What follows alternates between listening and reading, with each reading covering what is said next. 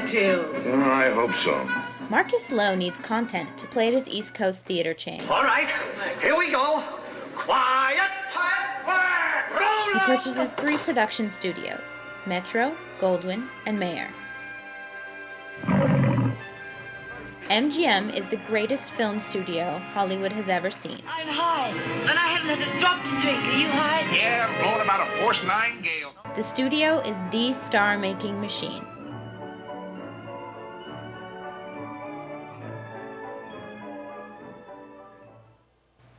MGM is run by Louis B. Mayer. My God, he get acting in an office. Oh, yeah? Oh, throwing the damnedest performances you ever saw. And Irving Thalberg. I think he was the greatest producer that Hollywood ever produced. Irving Thalberg. Yeah. But practically overnight, an economic blizzard swept the world. MGM is the only media company that continues to pay its shareholders dividends. But Thalberg dies suddenly, and MGM loses momentum. Oh, I'm a failure because I haven't got a brain. To boot, production costs remain high even on B movies, and audiences are losing interest. I mean, I don't know what you want me to do. Why don't you watch? Oh, sure, thank you. Viewers are increasingly tuning into their televisions, and MGM struggles to keep up.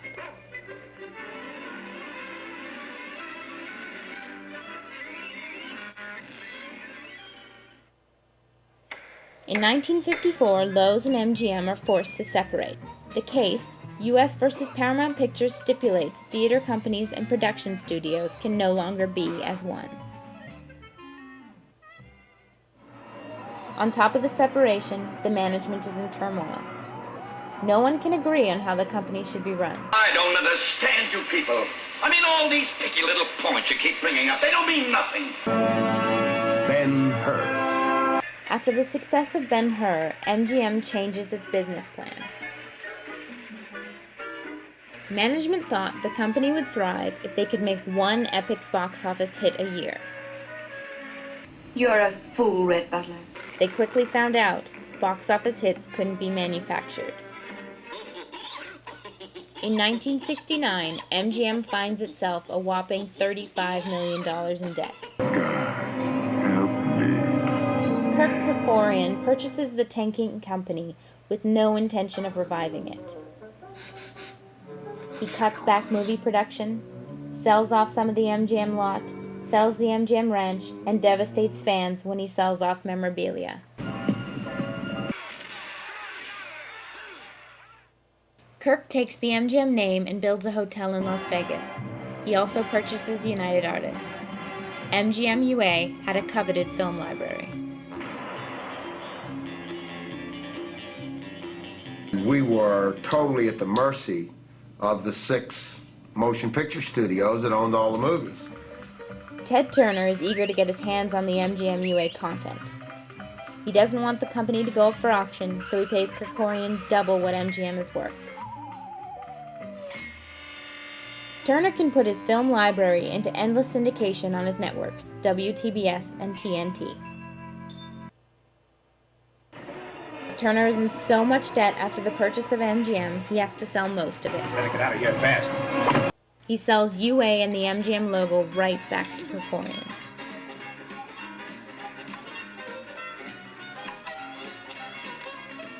He sells the remainder of the lot to Lorimar Telepictures, and Turner keeps MGM's film library. Do you speak Italian?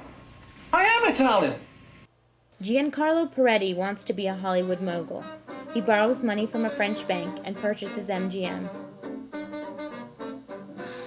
He puts his 21-year-old daughter in control and uses production money to buy his girlfriend's gifts.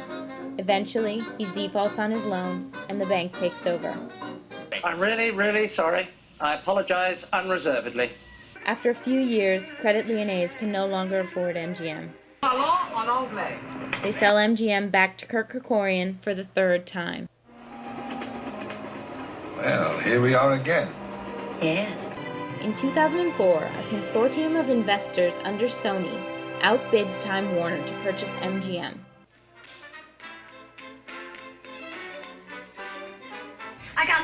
honey. Big news. Big Daddy's gonna live. The Sony Group spends $4.8 billion in cash and stock to buy the company at $12 a share. Sony's main interest is MGM's film library. Who could ask for anything more? Shows up. Through the group, MGM has its own TV, HD, and VOD channels.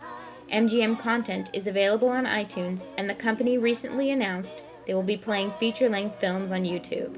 If it wasn't for you, they would have kicked me off the train. I'd be out in the middle of nowhere, sitting on my ukulele. Today, MGM operates as a skeleton of its former self.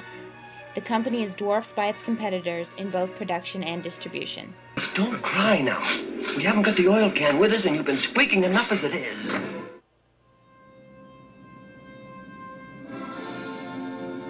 MGM's heart keeps on beating because of its rich history and captivating film library.